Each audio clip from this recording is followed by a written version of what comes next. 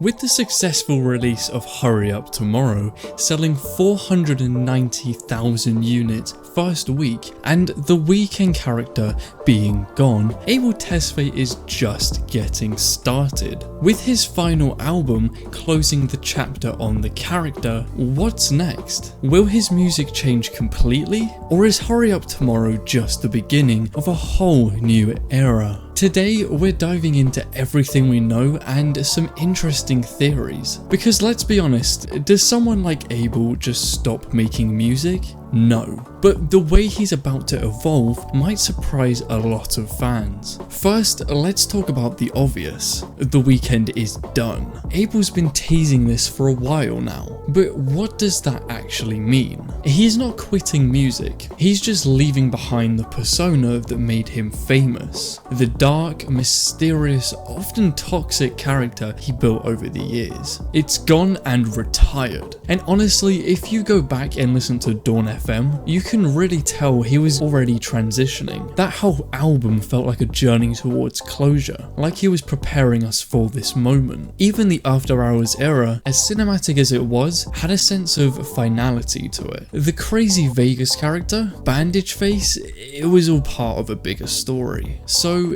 if the Weeknd is officially over, what does Abel Tesfaye sound like? Now, this is where things get interesting. Abel has said he's moving forward with his music under his real name. No alter ego, no character, and no lies, which was shown in the final song of the new album, the title track. And by the way, this song was absolutely perfect for ending off his character. But what does that actually mean for his sound? The Weeknd persona had a signature style. Moody R&B, 80s synths, sometimes a touch of dark pop. But Abel Tesfaye, he's a blank slate. There are a few directions he could go. One, he could strip things back completely. More raw vocals, more live instrumentation, maybe even go back to that House of Balloons feeling, but with a modern twist. Or he could lean even harder into film soundtracks and orchestral type sounds. I mean, the man clearly loves cinematic music,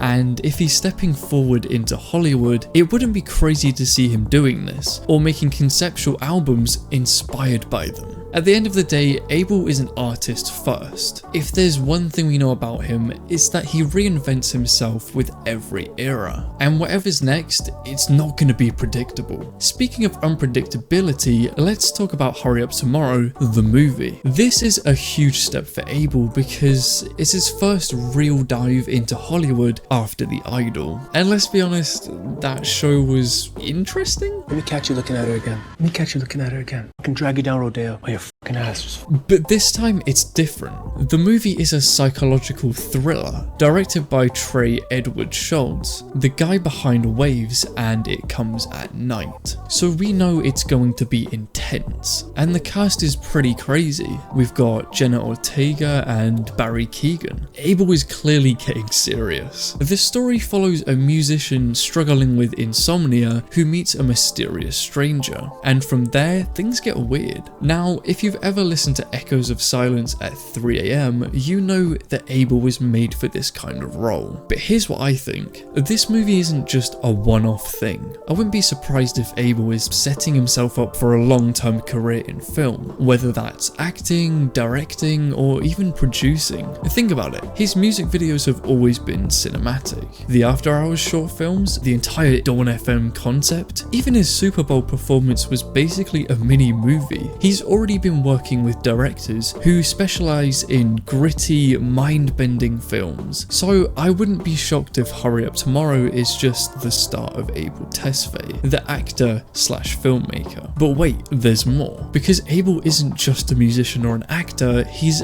building something bigger. He's been growing XO as a brand for years now, not just as a label, but as an actual movement. He's signed artists, helped produce their music, and expanded into fashion and collaborations. But let's not forget his collabs with brands like Puma, or even the idea of launching his own fragrance line. I mean, if Drake can do candles, Abel can definitely do cologne. But what if he goes even further? Imagine an EXO film studio where he creates his own movies and soundtracks, or an actual festival built around his aesthetic. The point is, Abel Tesfaye is playing the long game. He's setting himself up to be more than just an artist. He's building a legacy. Okay, now we have to talk about just how insane the final album was, because if this really was his last project under that name, he went out with a masterpiece. The production, absolutely flawless. Abel has always had a cinematic approach to music, but this album just took it to another level. The transitions, the atmosphere, it felt like a full experience rather than just a collection of songs. Lyrically, it was like a final confession. You could tell he's wrapping up the Weeknd persona, tying together themes that he's been exploring for years: fame, love, regret, self-destruction, and redemption. Vocally, this might be some of the best work yet. We've always known he can sing, but the raw emotion in these tracks made it clear. This wasn't just another album, this was closure. And the features, we had crazy ones like Future, Lana Del Rey, Travis Scott, and more. And I think they all complemented the album as well. If this was truly the end of the Weeknd, he didn't just close the chapter, he sealed it with a great legacy, just like he hoped he would. And let me know what you thought about the album.